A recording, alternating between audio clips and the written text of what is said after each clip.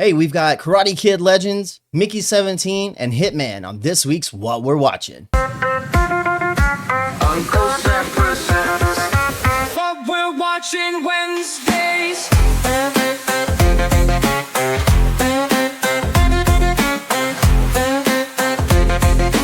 What We're Watching Wednesdays.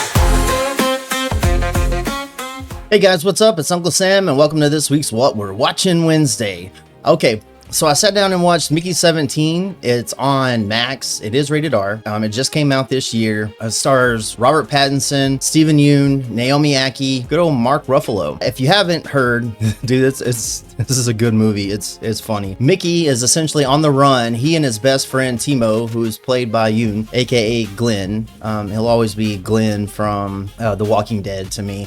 Anyways, the two guys are on the run and they decide to skip the planet. Mickey signs up to be what's called an expendable, and that is kind of what it sounds like. He is totally expendable. But the only way he is expendable is because they're able to duplicate him. They're using this technology in this conquest to take over these other planets and to colonize them for the sake of humanity, you know, because we're overpopulating the planet and we're destroying it. Sound familiar?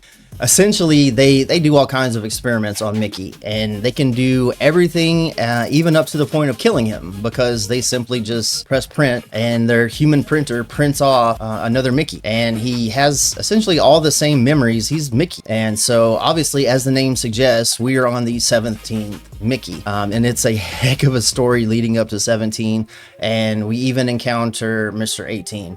I'm gonna stop right there because I don't want to spoil too much. I will say Mark Ruffalo's character is something else. It is a real trip. Pattinson, I like him since he's stepped away from, you know, grew up and moved past the Edward Twilight phase of his life, and this is another great character that he plays, and he takes on the role completely, and it's believable and it's a lot of fun. Like I said, it is definitely rated R for language and some violent scenes, some kind of gross stuff, but overall it's more of a comedy. It's hard to pin it down to exactly a specific genre. I very much enjoyed it. Go check it out on Max. All right.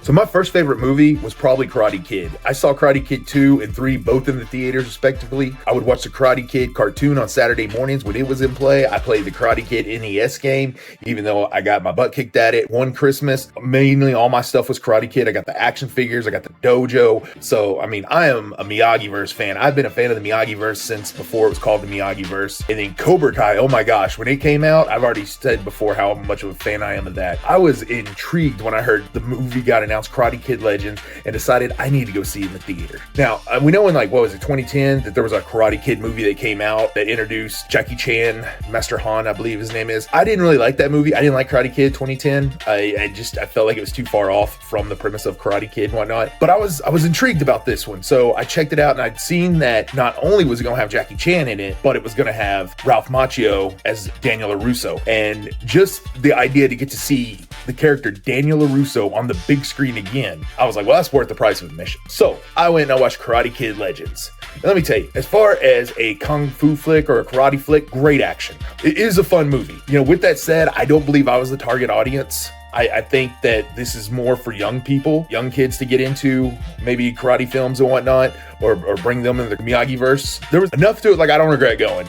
I would have probably enjoyed it more if like I had a young person with me that they were really into it, then I could just like if you're a parent or an aunt or uncle or whatever, and then you take your nephew or niece to this, that would probably be pretty cool, because they would probably enjoy it more. Than you get just enough nostalgia in there to make it worth it. Straight up, Daniel LaRusso's not in the movie a whole lot. He doesn't really come into play till the third act, and his screen time is probably like 15 minutes or something. Jackie Chan's in it a little more than that, but the primary focus are the young characters, and they're great.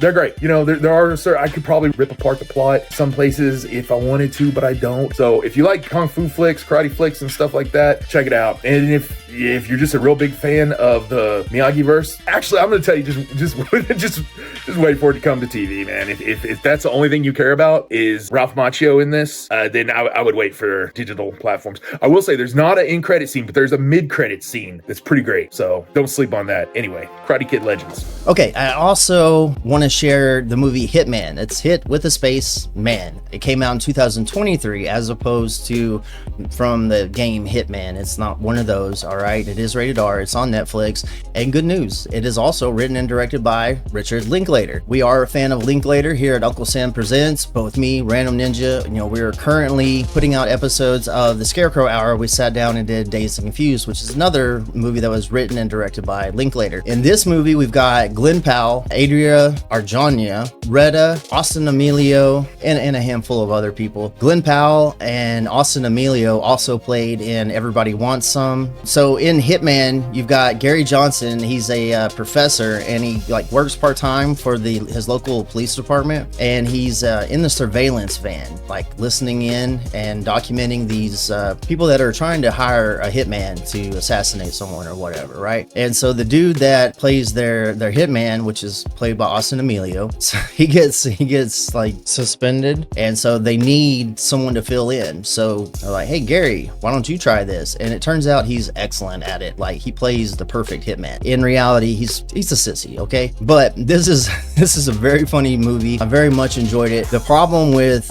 Gary becoming this hitman is eventually he starts to fall for one of his clients, and I'm gonna kind of leave it right there. I want you guys to go see it. Totally available on Netflix, rated R, language, stuff like that. It's a lot of fun. And if you're a Linklater fan, this needs to be on your list right there with it. So that's gonna be it for this week's What We're Watching Wednesday. Don't forget to check out the Scarecrow Hour, because we've already released 2 episodes of Dazed and Confused. Random Ninja and I sat down for 3.5 hours or so, and so I've got it split up. The 3rd episode will be coming out next week. Make sure to support us in all this. Make sure to like, comment, subscribe, do all those fun things. Don't forget to check out Funko Pop Friday. All right, guys, love you, and don't forget to check out UnkleSamPresents.com in case you can't figure it out on YouTube, Rumble, or Spotify. Later.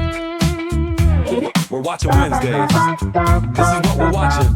What we're watching Wednesdays. This is what we're watching. Copyright 2025 Unkle Sam Presents. UNKLESamPresents.com. Email us at AMUNKLESam@gmail.com. Spotify, YouTube, Rumble, Facebook, Instagram, X, Twitter. Email us if you wish to be a sponsor.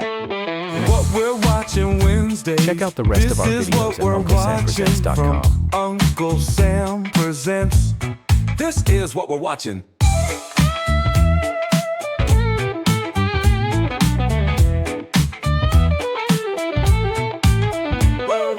What we're watching